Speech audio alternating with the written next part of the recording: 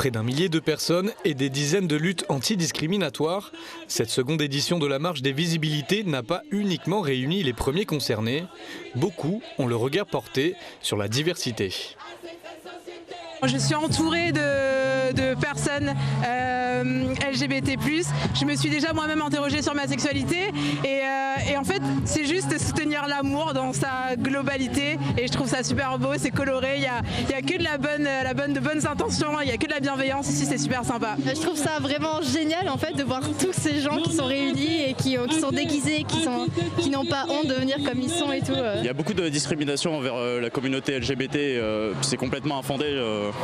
Chacun a le droit à sa sexualité, il y a pas de... Moi je pense que tout le monde est libre sur ce point de vue. Donner un peu plus de visibilité par rapport à ce qui se passe, surtout en ce moment, ce qui s'est passé là dans les faits d'actualité. Je pense que c'est quelque chose d'assez grave.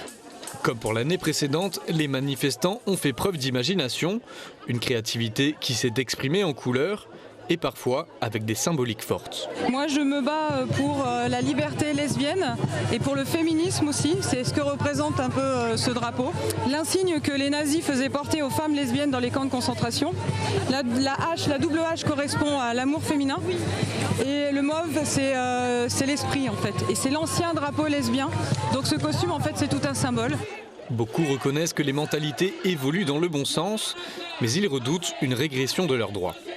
Il y a eu certains droits qui ont été votés comme pour la PMA et notamment pour la reconnaissance conjointe où c'est pas encore tout à fait appliqué à la Réunion, on est nous-mêmes dans le cas.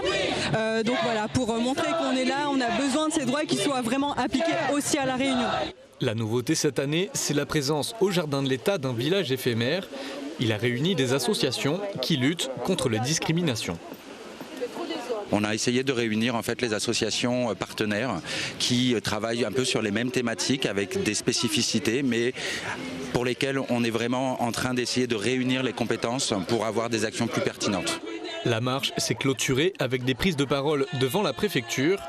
D'autres actions sont prévues avant la fin du mois des visibilités, le 25 juin prochain.